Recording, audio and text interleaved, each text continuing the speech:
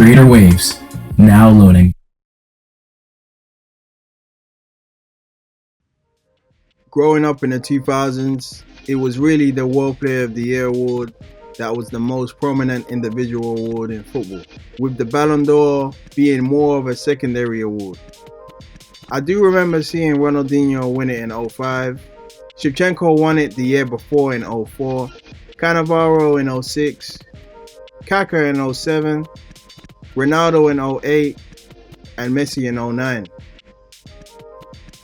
And in the early 90s and before that, the Ballon d'Or was an award that was only for European players, which is why players like Pele, Maradona, and Romario never won it during their primes.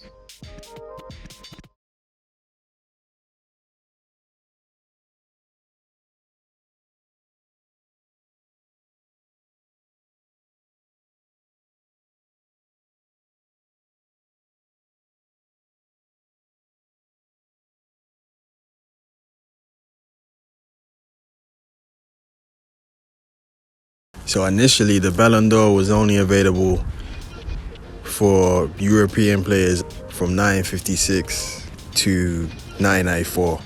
And then from 1995 to 2006, that's when any player from European clubs could win it. And then from 2007 onwards, that's when players from all over the world could win it. And it's important that they made the Ballon d'Or open to players around the world because football is global.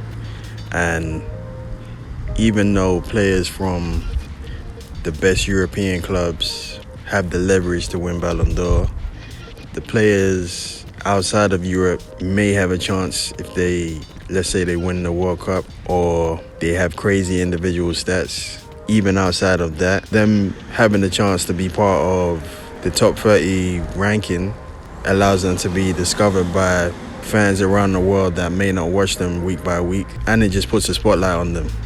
This allowed Neymar to finish 10th in 2011 at 19 years old. Even his solo goal went viral.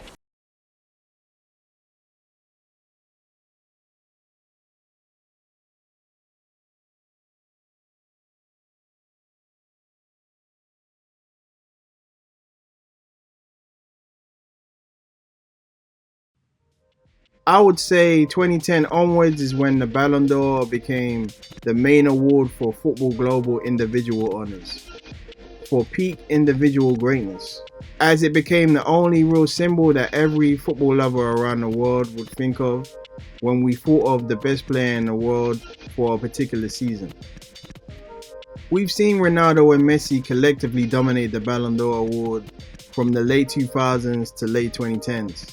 With Modric, Benzema, Rodri, and now Dembele being the other players that have won it in more recent times. Even now, as a football season progresses, we talk about who we think will win the Ballon d'Or for that season. We look at certain players and the probability of them winning club trophies.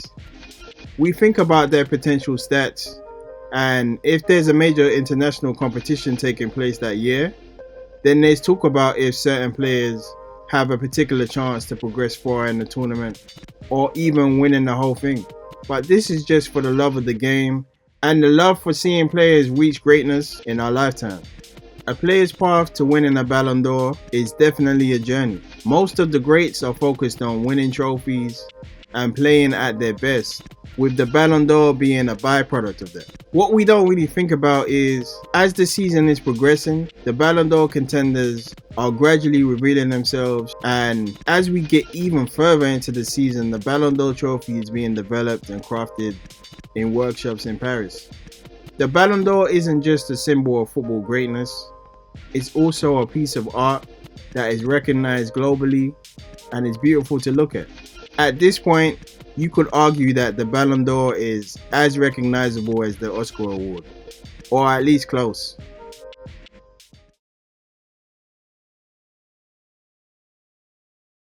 The Ballon d'Or trophy takes several weeks to make. Usually there's only one trophy that is made for the ceremony. Sometimes there may be one or two made that can be used as a replica for promotional purposes. The ball is made of brass and then gold coating is applied on top of it. Two brass discs are shaped into hemispheres, then welded together. A real football is used as a guide. The seam lines, the football patterns, are chiseled into the ball with great effort by hand and then engraved with the award logo and dipped in gold before being attached to the pyrite base. The ball is actually not 100% gold. This would be too expensive. The golden ball name is more about the cultural prestige and heritage attached to it, rather than the actual materials. The ball is mounted onto a rock-like base made out of pyrite. The pyrite provides stability and is heavy enough to support the ball so it doesn't fall off. Melerio is a French jewelry house and a family-owned business which has been crafting gems and ornaments for the kings and queens of Europe since 1613. The company has been responsible for delivering the Ballon d'Or each year since 1956. They've also been responsible for making the Coupe des Mousquetaires Cup, aka the Musketeers Cup, for the French Open men's singles competition.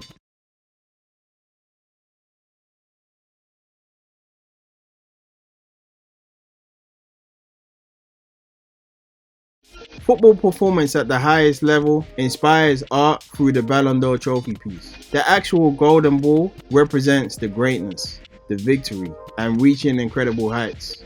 It's about the mountaintop, reaching the highest level of individual excellence.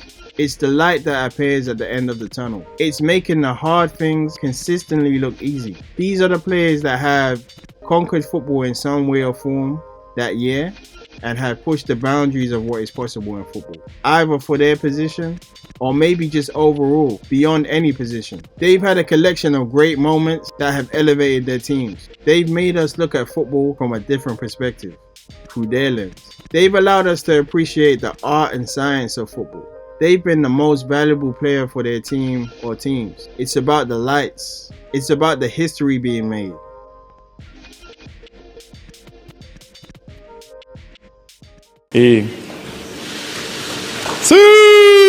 It's about the enjoyment brought to fans around the world. It's about their ability to execute the vision of their coaches, to tap into their imagination.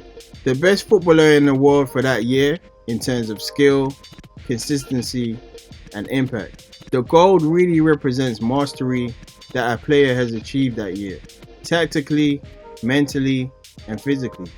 We've seen them enter a flow state throughout the year, or at least in the moments where it matters most, in the big games, or in the games where the team has needed them most, where they've needed someone to take charge and drive the team forward. The engraving connects the ball to that moment forever.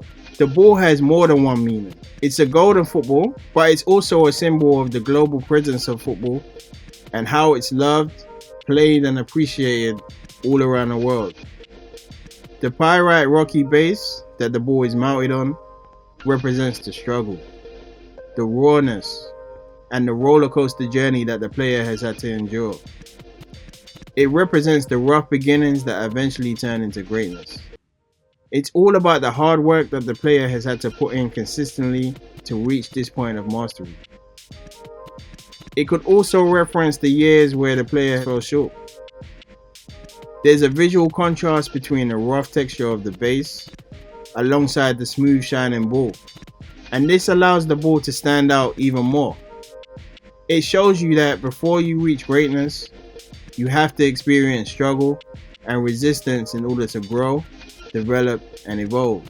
Because every base is made of pyrite, which is a natural material, every base has a different shape. No two rocks are the same, so no Ballon d'Or is the same. It also represents the idea and reality that no journey is the same for each player that wins a Ballon d'Or. Holding the Ballon d'Or as a player is a huge moment and milestone. Whenever you see a player win the Ballon d'Or, you can see them grab it with two hands from the base delicately, as the gold coating is quite thin and it needs to be handled with care.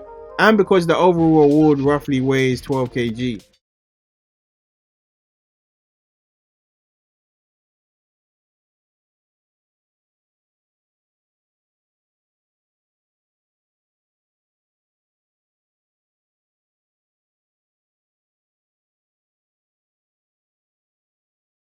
For the 2026 Ballon d'Or, there are players already currently in the running, in my opinion. And of course, the World Cup will have a big influence on the winner alongside the club competitions.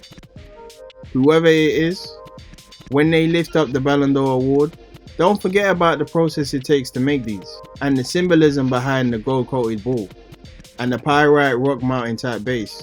Don't forget about the struggle and obstacles that the player has had to overcome on the path to individual greatness.